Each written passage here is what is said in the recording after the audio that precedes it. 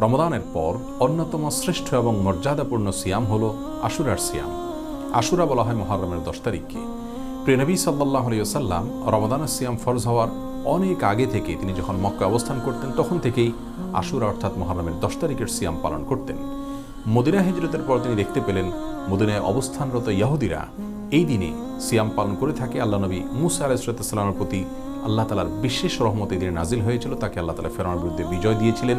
সেজন্য তখন নবী করিম সাল্লাল্লাহু আলাইহি সাল্লাম তাদেরকে লক্ষ্য করে বলেছিলেন, নাহনু আহাক্কু বিমূসা, অর্থাৎ তোমরা যদি মুসা আলাইহিস সালামের প্রতি আল্লাহ তাআলার অনুগ্রহ নাজিলকে কেন্দ্র করে এই দিনে সিয়াম পালন করে থাকো, তবে আমরা এই ইস্যুকে কেন্দ্র করে আল্লাহর কৃতজ্ঞতা আদায় করার হকদার আরও বেশি। এরপর থেকে তিনি আশুরার সিয়াম পালন করার জন্য সাহাবায়ে কেরামদেরকে নির্দেশ করলেন। সহিহ মুসলিমের বর্ণিত হাদিসে তিনি ইরশাদ করেছেন, আশুরার সিয়ামের ফজিলত এবং মর্যাদা হলো এর মাধ্যমে আল্লাহ রাব্বুল আলামিন এক বছর পেছনের যত গুনাহ খাতা আছে, অর্থাৎ ছোটখাটো যত অপরাধ আছে, সেই গুনাহগুলো আল্লাহ রাব্বুল আলামিন মাফ করে দিয়ে থাকেন।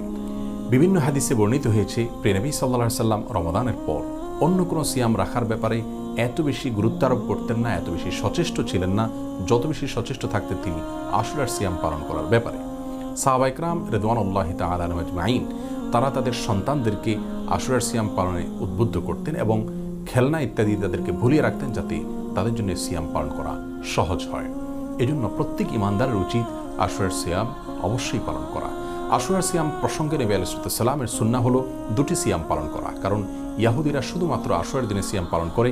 আমাদের সিয়াম যেন তাদের সিয়াম থেকে সম্পূর্ণ ভিন্ন এবং স্বতন্ত্র হয়, সেজন্য নবী আলাইহিস সালাম তার সঙ্গে একদিন যুক্ত করে সিয়াম পালন করার নির্দেশনা আমাদেরকে দিয়েছেন। এজন্য আশুরাকে কেন্দ্র করে 2 দিন রোজা রাখা হলো সুন্নাহ, হয় মুহররমের 9-10 কিংবা 10-11, এভাবে 2 দিন রোজা রাখার ব্যাপারে নবী সাল্লাল্লাহু আলাইহি ওয়াসাল্লাম উৎসাহ দিয়েছেন। তবে সবচেয়ে উত্তম হয় 9 এবং 10ই মুহররম রোজা রাখতে পারলে, কারণ নবী আলাইহিস সালামের জীবনের শেষ বছর বলেছিলেন তিনি, আগামী বছর যদি আমি বেঁচে থাকি তাহলে 9 এবং 10ই মুহররম আমি রোজা রাখবো। এজন্য আশুরা রোজা হিসাবে আমরা 1টি নয় বরং 2টি রোজা রাখবো। 9 এবং 10ই মুহররম হলো সবচেয়ে উত্তম, আর যদি সেটা না পারি তাহলে 10 এবং 11ই মুহররম আমরা রাখতে পারি। আশুরা উপলক্ষে শুধু 1টি রোজা অর্থাৎ মুহররমের 10 তারিখে রোজা রাখাটা জায়েজ আছে কিনা কোনো কোনো ইমামগণ এ বিষয়ে বলেছেন, যেহেতু নবী সাল্লাল্লাহু আলাইহি সাল্লাম আমাদেরকে আশুরা রোজা রাখতে গিয়ে ইহুদিদের ব্যতিক্রম করতে বলেছেন এবং তাদের সঙ্গে যেন আমাদের সিয়ামের স্বাতন্ত্র্যতাকে সে নির্দেশ দিয়েছেন, সেজন্য শুধুমাত্র 1টি সিয়াম রাখাটা অনুচিত এবং অনুত্তম কাজ।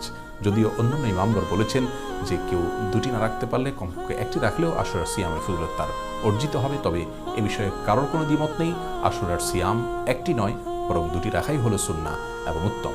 আল্লাহ তাআলা আমাদের সকলকে মর্যাদাপূর্ণ এই সিয়ামকে যথাযথভাবে পালন করার তৌফিক দান করুন। সেই সাথে মুহররম গোটা মাসটি হলো নফল সিয়ামের জন্য আদর্শ মাস।